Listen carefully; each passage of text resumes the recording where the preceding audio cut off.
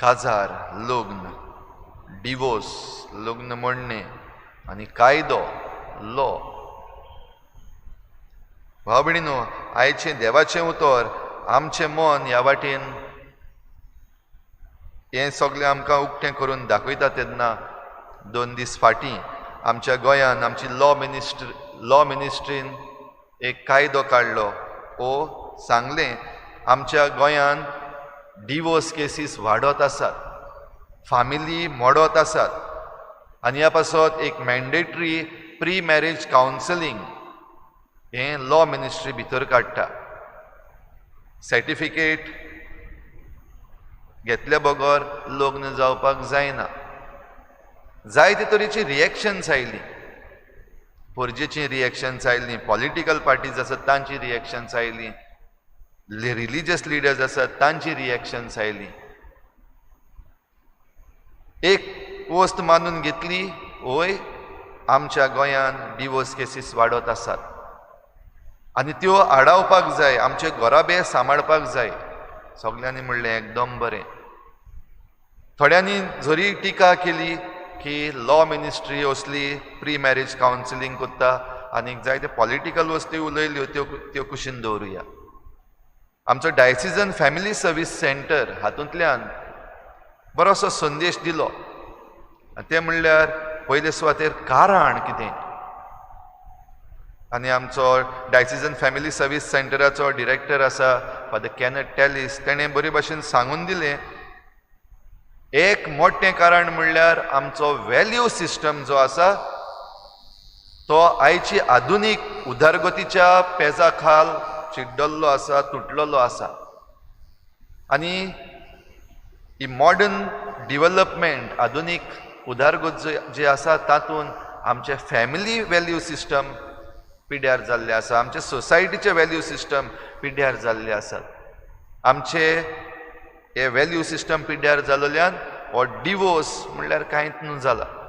काजार जावप ताचे मुखार डिवोर्स येता हो थोड्यांक नॉर्मल कसो जाला. आनी देखूनच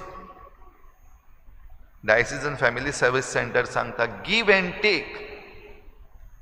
ह्या लग्न जातात त्या दादल्या बायले मदें गिव एंड टेक म्हणजे तातूंत भितर कॉम्प्रोमायजीस आसात, तातूंत एडजस्टमेंट आसात, तातूंत समजप आसा, तातूंत कावन्सिलींग आसा, हें सगळें तातूंत भितर येता.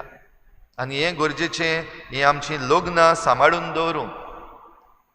भाव भयणीनो, हेंच आयच्या देवाच्या उतराच्या उजवाडान जरी तर आमी पळयलें जाल्यार आयच्या पयल्या वाचपान तोबिताचो पूत तोबियस जो आपल्या बापायक हें ओकोद सोदूंक गेल्लो. ओकोद म्हणल्यार जे ताचे दोळ्यान कितें तरी पडलोलें आनी तो कुड्डो जाल्लो आनी ताका ओकोद हाडचे पासत तोबियस गेल्लो. तेन्ना सारा ताच्या सोयऱ्याची धूव, रागवेलाची धूव, हिचे लागीं आपूण लग्न जावंक ताणें आपलें मन परगट केलें. सांगलें चेडवाचो पाय, ही पद्दत जी आसा काजाराची ती आमच्या मुखार दवरता. तातूंत एक व्हॅल्यू सिस्टम आसा. पयले सुवातेर हो बापूय खुशाल जाता की आपल्या सोयऱ्यांतलो एकलो आपल्या धुवेचो हात मागता. पयले हात मागप येता. हात मागल्या उपरांत बापायन म्हणलें वय म्हाका खुशी आसा, म्हजी धूव तुज्या हातान दिता, पूण लग्न जावचे आदीं हांवें तुका कितें सांगपाक जाय. आयज जायतीं काजारां मोडपाचें हेंय कारण. काजार जावचे आदीं जायत्यो वस्तू लिपोवन दवरतात, सांगनात. आनी काजार जाल्या उपरांत मागीर कळून येतात थोड्यो वस्तू, भोव करून ज्यो सिरियस नेचराच्यो आसात, आनी मागीर डिवोर्स मागूंक भोंवतात. जाल्यार रागवेल साराचो बापूय ह्या न्हवऱ्याक तोबिताक हें सांगून दिता की तिका लग्न करूंक हांवें जायतो प्रयत्न केला, 7 पावटी ती काजार जाल्या, पूण 7य पावटी पयले रातीक तिचे लागीं लग्न जाला त्या दादल्याक व त्या चेड्याक देंवचारान मारून उडयलो. अजमो दिवस म्हणलेलो एक देंवचार आसलो, मारतालो तांकां. ती काणी नाका, आनिकूय व्हडलो जातलो सेरमांव. जाल्यार हो खतरो आसा देखून सारा आनीक आपणाक लग्नूच नाका अशें म्हणून ह्या दुखान पडलेली, साणोनशी गेल्ली तिची आवय बापूय राघवेल आनी ताची पतीन तीं दोगूय जाण दुखी जाल्लीं. आमचें दुयेंसवें अशें जालां. आमच्या समाजान जाता हे भाशेन जायतीं जाणां आंकवार उत्तात, जायत्या जाणांचीं काजरां मोडटात.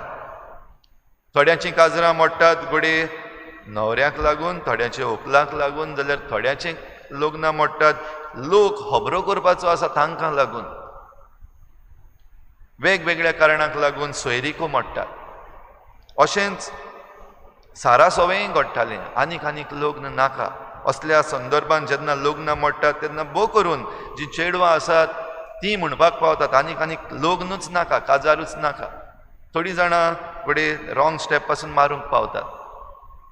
जाल्यार असल्या संदर्भान राघवेल साराचो बापूय दाखयता लग्ना आदीं सगल्यो वस्तू सरळ सांगप एकदम गरजेचें, लिपोवन दवरूंक जायना. तिसरे सुवातेर आमकां आनीक एक लग्नाची शिकवण हांगासर दिल्या ती पयले रातीक जेन्ना हो न्हवरो साराशी वेतालो तेन्ना ताका हो देंवचार मारून उडयतालो. आयज ही पयली रात म्हणटा ती एक फॉर्मेलिटी कशी जाल्ली आसा अशें जायते फावटी दिसता. प्री मॅरिटल कावन्सिलींग जाल्यार दुसरे वाटेन प्री मॅरिटल चॅस्टिटी आसा ताचेर भर उणो घातलेलो आसा. ते रायट्स आमचे, आमकां जाय जाल्यार आमच्यान कितेंय करूंक जाता, एक्सपेरिमेंट करूंक जाता, पळोवंक जाता. सगळे करतात न्हू, आमीय करूंक जाता. आयज असलो एक संदर्भ आमच्या व्हॅल्यू सिस्टमान भितर सरला. प्री मॅरिटल चॅस्टिटी म्हणटात ती निर्मळपण लग्ना आदीं सांबाळप एक आवट ऑफ फॅशन कशें जाल्लें आसा. व्हॅल्यू सिस्टम पिड्ड्यार जाल्लें आसा. आनी असल्याच लग्न जाल्ल्या सवें मागीर लग्न जाल्या उपरांत डिवोर्स येता. तातूंत मागीर आमकां घडये व्हडलें अजापशें दिसता. जाल्यार घडये देंवचार भितर सरला काय जे भाशेन हो देंवचार ऑस्मोदिवस देंवचार साराचीं सगळीं लग्नां मोडून उडयतालो वो तिच्या न्हवऱ्यांक घोवाक मारून उडयतालो. ह्या वायटांतल्यान जो व्हॅल्यू सिस्टम पिड्ड्यार जाला तातूंत भितर आमी देंवचाराक हाडला काय आनी देखूनच आमचीं लग्नां मोडटात काय हाचेर नियाळ करपाची गरज आसा. हें बरे भाशेन स्टडी करपाची गरज आसा, पळोवपाची गरज आसा आनी तें समजून घेवन आमी फुडलें पावल मारपाक जाय. हातूंत हें गीव एंड टेक म्हणटात तें दिवप आनी घेवप. एक घोव आनी एक बायल आपणाचें जिवीत एकामेकाक दितात आनी एकामेका लागच्यान हें जिवीत घेतात. देखून तीं दोग न्हय पूण आतां एकूच. जाल्यार ह्याच संदर्भान भाव भयणीनो आयचो प्रश्न जो जेजूक विचारलो ह्या फारिसेवान, सगळ्याहून पयली आनी वयली ती आज्ञा खंयची? कायदो म्हणटा तो गरजेचो, लॉ म्हणटा तो गरजेचो. जाल्यार पयलो कायदो खंयचो? ताणें एक कायदो मागलेलो, जेजून ताका 2 दिले, एक केसात एक फ्री. पयलो कायदो एकल्याच सर्वेस्परा देवाचो तुवें मोग करचो, सगळ्या तुज्या काळजान, सगळ्या तुज्या मनान, सगळ्या तुज्या बळान आनी सगळ्या तुज्या सोबतीन. म्हणजे आख्खोच, आनीक कोण ना, दुसरो ना, फकत एकटो देव. ह्या देवाचो तुवें मोग करचो, हो पयलो कायदो. आनी ताचे बरोबर दुसरो कायदो आसा, एके भाशेन जेजू सांगून दिता रोखडोच, तो काडूंक जायना ह्या कायद्यांतलो. तो म्हणल्यार तूं जो मोग करताय तसोच तुवें तुज्या पेल्याचो मोग करचो. म्हणटच आख्खी शिकवण, आख्खें आमचें जिवीत, आख्खो आमचो व्हॅल्यू सिस्टम म्हणटात तो देवाच्या मोगाचेर आनी पेल्याच्या मोगाचेर आदारलेलो आसा. आनी हो मोग जरी तर जाग्यार पडलो म्हणटच देवाचें तें आमी देवाक दिलें आनी मनशाचें तें मनशाक दिलें जाल्यार आमचीं काजारां मोडोंकूच शकना.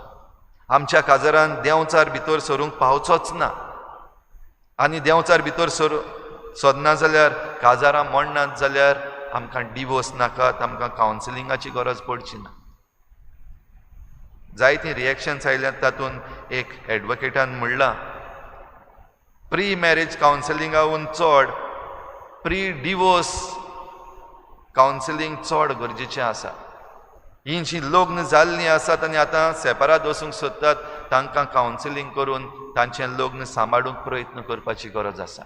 कित्याक तातूंत आमच्यान म्हणूंक जाता देवाच्या उतराच्या उजवाडान देवाचो मोग जो आसा तो भायर पडलेलो आसा आनी मनशांचो मोग जो एकामेकाक दिवप आनी घेवप म्हणटा तो चुकलेलो आसा जाल्यार तो जाग्यार घालीत जाल्यार आमचे गोराबे जाग्यार उरतले. बागेवन तातूंतचे मजतीन आमकां आनी आमच्या गोराब्यांक ही कृपा मागुया. भोव करून जे गोराबे धडीर पावलेले आसात, ऑन द रॉक्स पावलेले आसात अशें आमी म्हणटा, हे धडीर पावलेले गोराबे आसात कांय कारणांक लागून. कारणां जायतीं आसतलीं जाल्यार हीं कारणां देवाच्या हातान आमी घालूं, समजूंक आनी एकामेकाक जी भासावणी दिल्या ती परतून जवण एकल्यान आपलो उगडास करून आनी लग्नाची ही गोराब्याची बुन्याद जी आसा, लग्न म्हणल्यार गोराब्याची बुन्याद ती आमी बरे भाशेन सांबाळूं. हे पवित्र मिसाची भेटीन आमकां सगल्यांक आमी कृपा मागून घेवया.